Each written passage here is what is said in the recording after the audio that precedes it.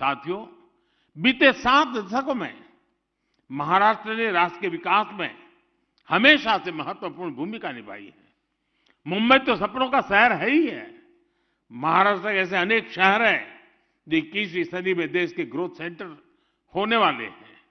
इसी सोच के साथ एक तरफ मुंबई के इंफ्रास्ट्रक्चर को आधुनिक बनाया जा रहा है, तो साथ ही बाकी शहरों में भी आधुनिक सुविधाएं बढ़ाई जा रही हैं। आज जब हम मुंबई लोकल में होते हैं, अभूतपूर्व सुधार को देखते हैं, जब अनेक शहरों में मेट्रो नेटवर्क के विस्तार को देखते हैं, जब महाराष्ट्र के कोने कोने को आधुनिक नेशनल हाईवे से जुड़ते हुए देखते हैं, तो विकास के सकारात्मकता का एहसास होता है। हम सभी ये भी देख रहे हैं कि विकास की यात्रा में पीछे रह गए आदिवासी जिलों में भी आज विकास की नई आकांक्षा जागृत हुई है। साथियों, आजादी के इस अमृत काल में हम सभी को ये सुनिश्चित करना है कि हम जो भी काम कर रहे हैं, जो भी हमारी भूमिका है, वो हमारे राष्ट्रीय संकल्पों को मजबूत करें। यही भारत के तेज विकास का रास्ता है। इसलिए राष्ट्र के विकास में सबका प्रयास के आह्वान को मैं फिर दोहराना चाहता हूं। हम एक राष्ट्र के रूप में परस्पर सहयोग और सहकार की भावना के साथ आगे बढ़ना है, एक दूसरे को बल देना है। इसी भावना के साथ एक बार फिर जल भूषण भवन को और क्रांतिवीरों की गैलरी के लिए भी मैं सबको बधाई देता हूं। और अब देखें, शायद दुनिया के लोग हमारी मजाक करेंगे कि राजभवन 75 साल से यहां गतिविधि चल रही है, लेकिन नीचे बंकर है वो 7 दशक तक किसी को पता नहीं चला। यानी हम कितने उदासीन हैं, हमारी अपनी विरासत के लिए कितने उदासीन है। खोज खोज कर हमारे इतिहास के पन्नों को समझना देश को इस दिशा में आजादी का अमृत महोत्सव एक कारण बने। मुझे याद है, अभी हमने भी श्यामजी कृष्ण वर्मा का चित्र में भी देखा। आप हैरान होंगे हमने किस प्रकार से देश में निर्णय किए हैं। श्यामजी कृष्ण वर्मा को लोकमान्य तिलक जी ने चिट्ठी लिखी थी और उनको कहा था कि मैं स्वातंत्र वीर सावरकर जैसे एक होनहार नौजवान को भेज रहा हूं, उसके रहने पढ़ने के प्रबंध में जरा आप मदद कीजिए। श्यामजी कृष्ण वर्मा वो व्यक्तित्व थे।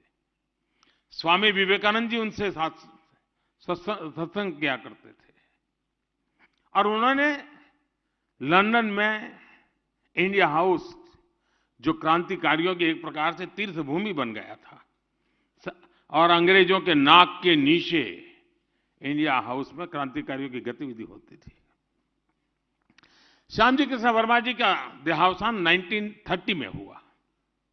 1930 में उनका स्वर्गवास हुआ और उन्होंने इच्छा व्यक्त की थी कि मेरे अस्थि संभाल के रखे जाएं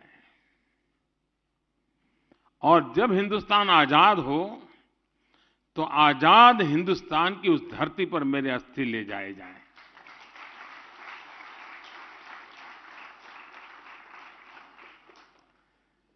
उन्नीस सौ 30 की घटना 100 साल होने को आए हैं, सुनकर के आपके भी रोंगटे खड़े हो रहे हैं।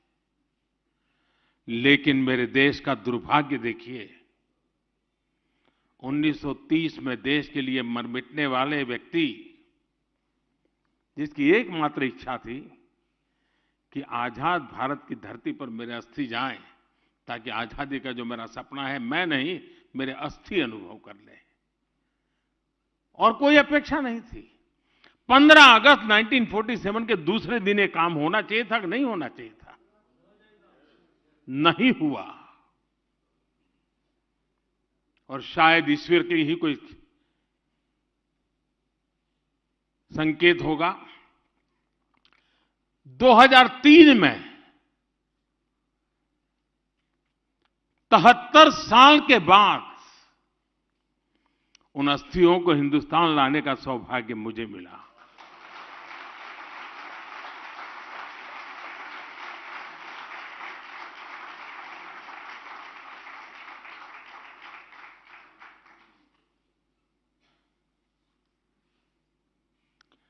भारत मां के एक लाल के अस्थि इंतजार करते रहे दोस्तों, जिसको कंधे पर उठा करके मैं लाने का मुझे सौभाग्य मिला। और यही मुंबई के एयरपोर्ट पर मैं लाकर के उतरा था यहां, और यहां से वीरांजलि यात्रा लेकर के मैं गुजरात गया था। और कच्छ मांडवी उनका जन्म स्थान, वहां आज वैसा ही इंडिया हाउस बनाया है जैसा लंदन में था। फालतू बात या बकवास नहीं करेंगे बर्दाश्त। खड़ी हो जाएगी खाट जब चित्रा लगाएगी वाट। वाट लगाती चित्रा त्रिपाठी, सिर्फ आज तक डिजिटल पर।